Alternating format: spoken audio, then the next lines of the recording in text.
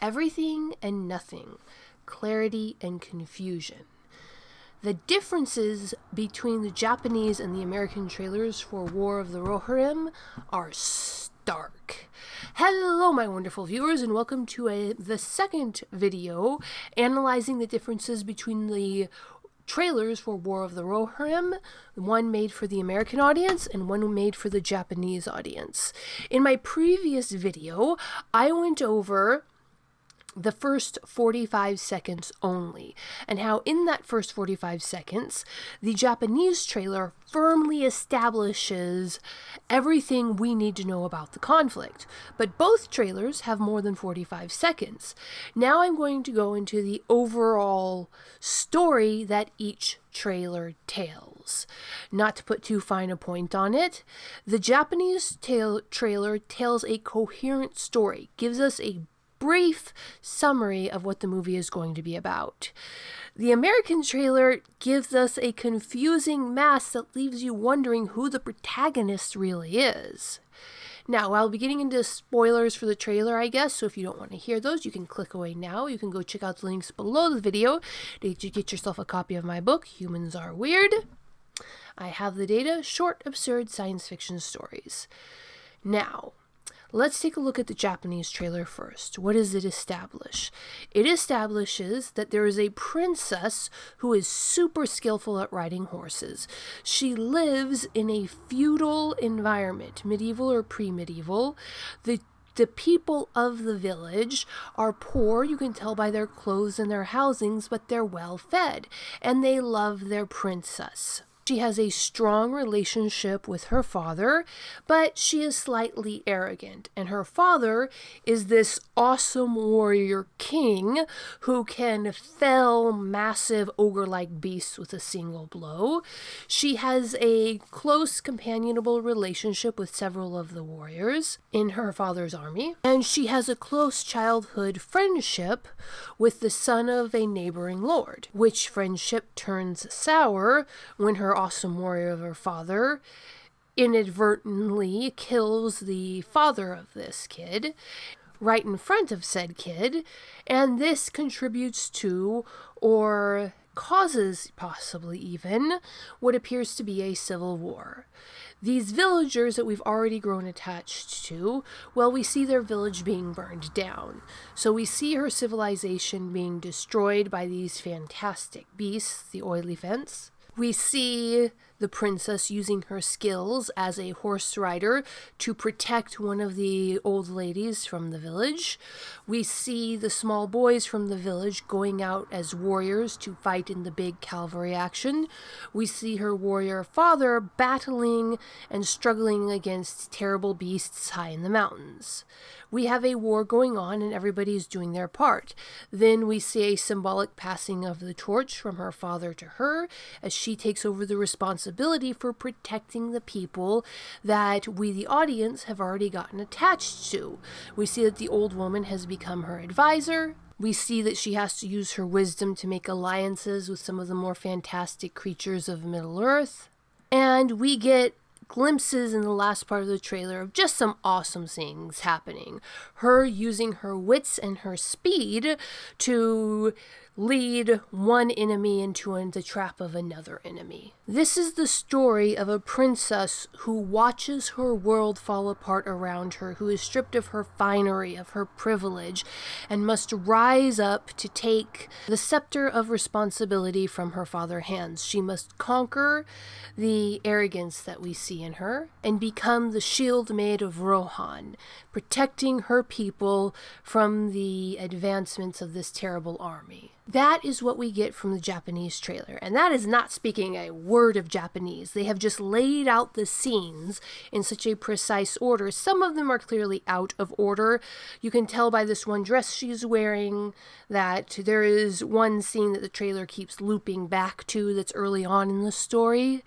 So, but still, the sequence of events is clearly shown. There's one brilliant example of this where it shows the antagonist aging. We see him a boy, a young man, and then maybe like a middle-aged man.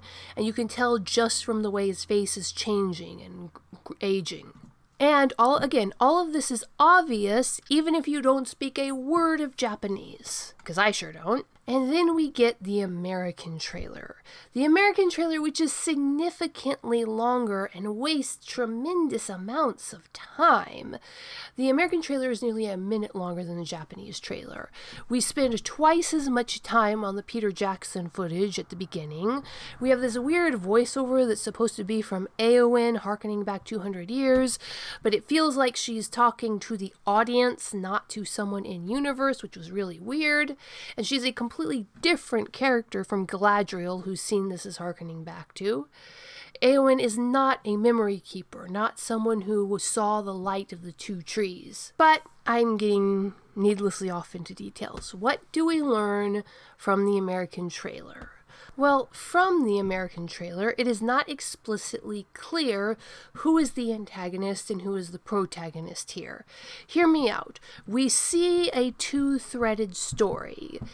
The princess's story and the young man who is opposing her story. We learn that they are childhood friends. We learn that they will be facing each other off in this battle. But when the trailer opens, back at the Peter Jackson footage, it focuses on images of Aragorn approaching the throne room of Rohan. It focuses on Aragorn riding up to Rohan, so that image of Aragorn is in our mind. And then it shows that famous image of Aragorn bursting into the throne room of Rohan, throwing the doors open, and confronting the royalty seated within. Now, what was happening in that scene? Inside the throne room of Rohan, you had the king of Rohan, his niece Eowyn, and you had a lying, smooth-tongued creeper corrupting the throne of Rohan. So you have Aragorn the Just, the rightful king, coming in and righting what is wrong in the kingdom of Rohan. Then we have about 25 seconds of random, meaningless scenes that tell us nothing other than that there appears to be some sort of conflict going on. We don't know who we're dealing with. It's all dark. Everything is mysterious, and so the first clear scene we have are, once more, we're jumping from the doors of the throne room of Rohan being thrown open to the doors of the throne room of Rohan being thrown open. So there's, despite the 25 seconds intermediate, there's a clear line between these two scenes. And a tall, grizzled, dark-haired stranger stalks into the throne room of Rohan.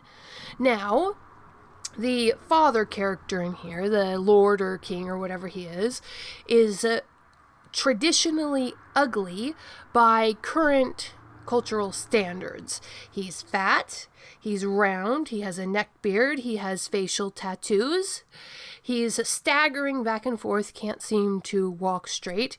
He's a very unpleasant character designed to appear evil.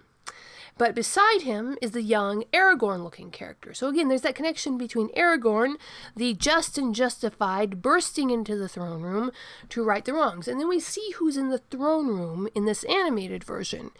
You have the princess character, her father the king, and a couple other guys. But we're clearly focused on the princess character and her father the king.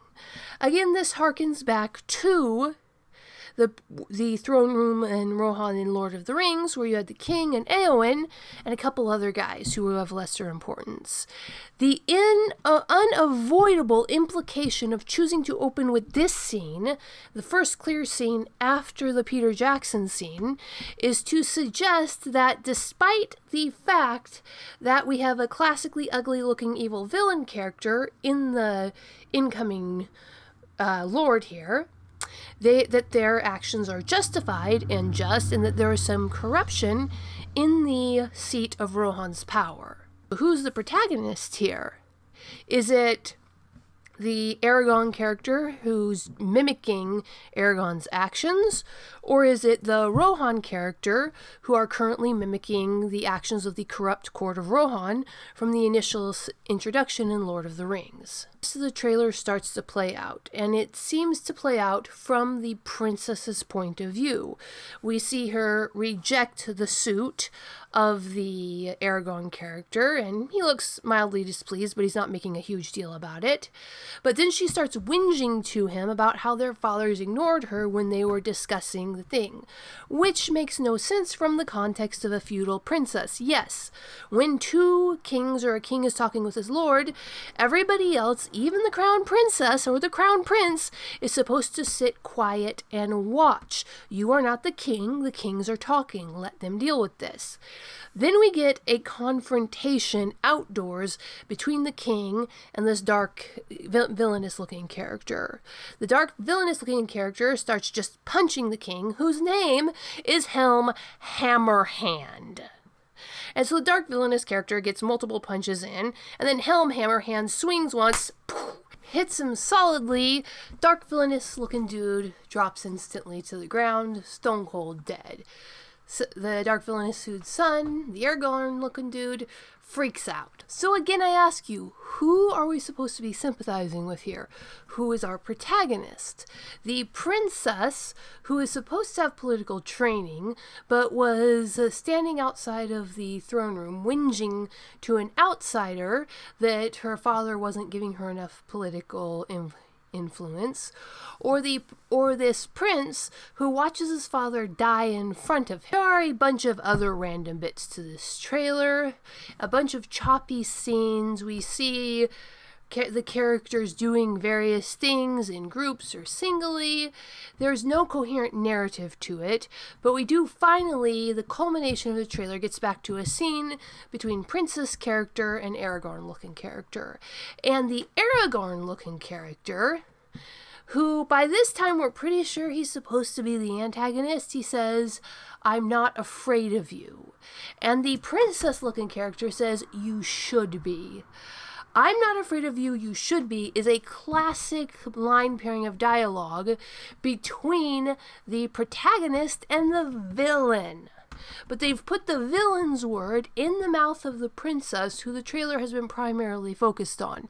And they put the hero's words in the mouth of the Aragorn-looking character, who's the son of the character who is visually designed to look like a villain. So, again, who is the main character here? Then you hear the words of benediction of the king to his daughter, and he tells her, "You're so awesome, you could rule the world." I'm paraphrasing the first part, but the second part he goes, "You could rule the world." So what we have here is a princess who is shown as this rich, privileged princess character who gets to sit down on her father's negotiations, but when her father doesn't give her the amount of political power that she wants, she throws a temper tantrum in front of a neighboring lord's son. Then her father just straight up kills the neighboring lord. Then the father tells her that she can rule the world. Then we have her using a classic villain line showing that despite the fact that her people are being attacked and starving in the snow, what she wants is to be feared. She wants the status of a bully. And then, on the other hand, we have a guy who bursts open the doors like Aragorn, come to sweep the corruption out of Rohan. His father is killed in front of him. And he's facing down this, what has been presented as a psychotic bully up to this point. So again, who is the protagonist? From the context of the entire American trailer, it kind of looks like it's supposed to be Princess Psycho here. But the fact that one of the characters looks so much like a classic villain, like this, writing this character as a villain, designing this character to be a villain, would be considered cheesy and ham-fisted in a very young children's show. But just the fact that that exists in what is supposed to be a more mature, advanced show kind of implies that maybe there's going to be a subversion here, because it is. The villainous-looking dude does punch first, but the noble, kingly-looking dude punches hardest and kills him with one blow. This raises the inevitable question of, are they doing a subversion of expectations here? So the American trailer shows us two possible protagonist-antagonists.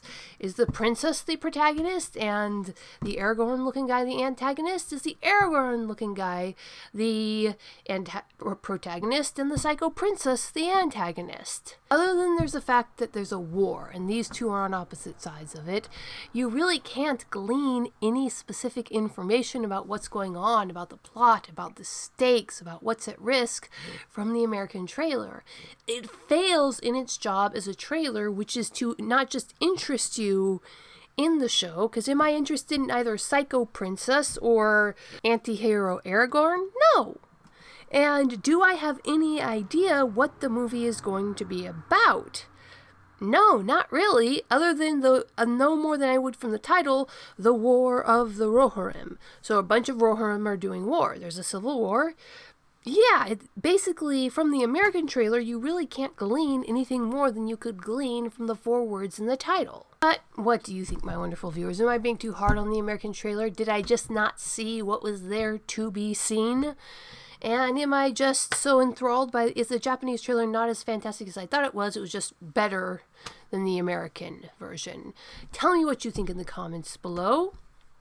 Hit that like and subscribe button, and peace out, my wonderful viewers. Escape into another world with the writings of author Betty Adams. 2 worlds, one of utter absurdity, one of dramatic tension, both alike in aliens absolutely astounded by human behavior. Humans are weird, short, absurd science fiction stories. Flying sparks, dragons, aliens, and things that go boom in the night. Books available on Amazon, Barnes & Noble, Kobo by Rakuten, Google Play Books, and at authorBettyAdams.com for a signed copy.